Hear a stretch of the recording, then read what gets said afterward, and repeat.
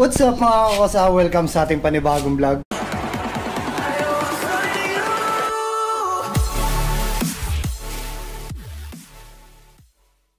Ngayong araw, plano kong palitan yung swing arm extension ko kasi ay dumating na yung swing arm extension na pinadala ni Henry Stretch.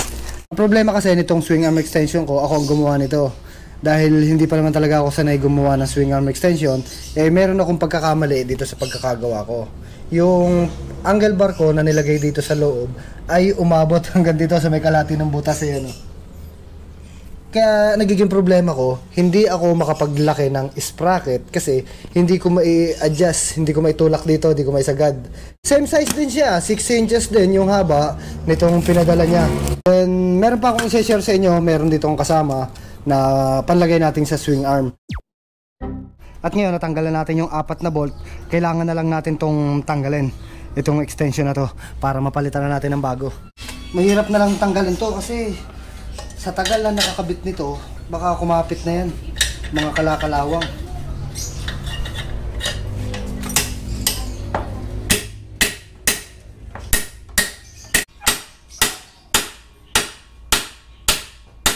Wala, hindi ko na rin magagamit yung luma kong swing arm extension, nasisira na rin. Gawa ng sobrang kapit niya. Napipilas na dito. Mabuti-buti tong isa mga kakosa, natatanggal. Hindi katulad nitong isa, natanggal ko na yung bracket o nabibingaw na yung bracket.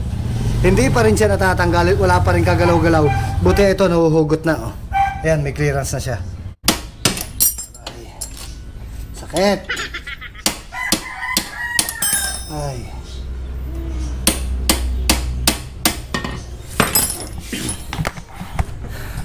Grabe, bago natanggal mga kakosa, sira yung dulo. Ayan, tingnan nyo kung gaano kakapal yan, sayang. Pero kailangan talagang palitan eh. Hindi pwedeng hindi papalitan. Buti tong isa, natanggal ko na. Ngayon, ito namang kabila, nariyuyupi na yung pinaglalagyan ng caliper. Wala pa rin kagalaw-galaw. Kapit na kapit pa rin. Ito naman, dito naman tayo maghihirap. Ginawa ko mga kakosa, tinanggal ko naman na itong aking Akrapovic na pipe at baka tamaan ng martilyo. Dahil napakahirap ng tanggalin itong aking swing arm extension.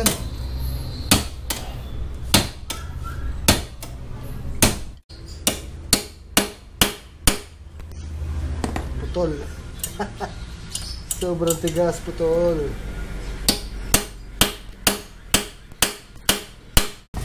Kunat talaga. Lumalaban talaga.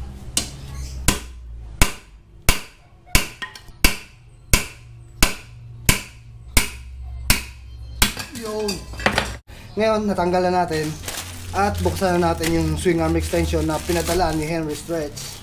Hindi ko lang alam kung meron kasamang bolt to. May kasama na rin palang bolt. Naka matte black pin siya mga kakosa. 6 inches ang haba nitong extension na to. Kung sa regular na swing arm katulad sa Yamaha Sniper, plus to siya. Naka-welding din siya dun sa loob. At yan, hindi katulad dun sa akin yung dati ko. Yan, mas mahaba yung bracket nung sa akin. Pero okay naman to. Tested na to kasi marami nang gumamit ng swing arm extension na ganito. Kailangan ng pagpapasok nito ay gagamitan natin ng kahoy sa dulo para yung dulo nitong tubular ay hindi mabingot, hindi magkaroon ng gasgas. Alright? Huwag kayong magtaka kung bakit mahigpit ang pagpapasok nitong swing arm extension. Kasi sa oras na ang swing arm extension na ikakabit nyo ay maluwag, huwag nyo nang ituloy yun. Delikado yun mga kakosa. Normal talaga na mahigpit ipasok ang swing arm extension.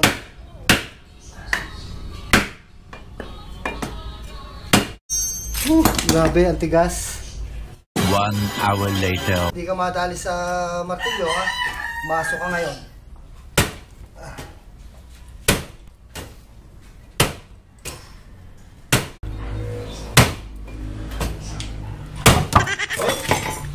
Ano ko ba'y nakahawak ka, tutoy? Hawak lang.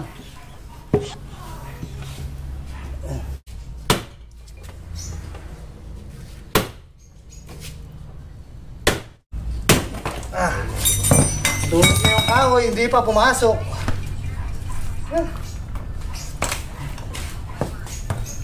Pawisan na ako eh. Hindi pa rin na ipapasok. Yan. Turn mo ng kabila. Baka mas madaling ipasok to. Kanina kasi, nung tinanggal ko yung isa, mabilis-bilis. Kukunti na pero hindi ko pa naisasagad at napakahigpit. Ngayon, unahin ko muna itong kabila. Nilagyan ko na ng langis.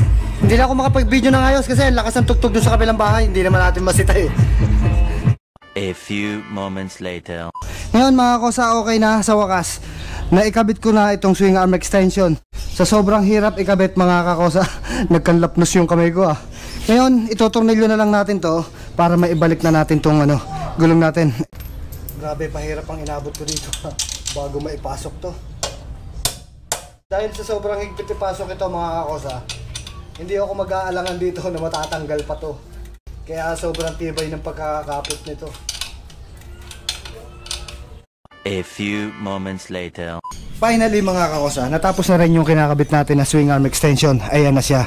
Wala naman siyang pagkakaiba dun sa haba kasi katulad ng sinabi ko, 6 inches lang naman parehas yan. Yung dati ko 6 inches, then ngayon 6 inches din. Ang pagkakaiba lang nila ay nag-open na ito.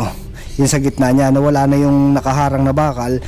Kaya ngayon, ito pwede ko nang i-adjust dito, pwede ko nang hilahin dito. Wala na akong magiging problema kahit anong sprocket ang ilagay ko dito. Alright. Ngayon mga kosa, meron lang akong gustong i-share sa inyo. Kung nahirapan kayo maghanap ng rubber chain guard na para dito sa swing arm, eto, merong kasamang pinadala sa akin si Henry Straits kasama ng swing arm extension. Ito ang itsura ng rubber chain guard na galing sa kanya. Eto, makikita nyo, makapal, matigas, matigas siya. Para siyang stock na rubber chain guard nitong Rosina Mojo. Meron rin siyang butas dito sa dalawang dulo. Yan yung lagayan ng screw para sa swing arm para mas matibay yung kapit niya. Then eto, may butas na dito sa may gitna. Kasi meron nakaabang dito na pinakang stopper para yung rubber chain guard nyo pag nakalagay na, hindi siya papasok at hindi siya lalabas. Ibig sabihin, hindi siya matatanggal. Alright. Ngayon mga kosa, eto na, nakakabit na yung aking rubber chain guard. Ayan, safe na yung aking swing arm. Saka kapag tumatakbo ako ng mabilis, wala na akong maririnig na kumakalampag dito sa swing arm dahil nga sa meron na tayong rubber chain guard. Alright?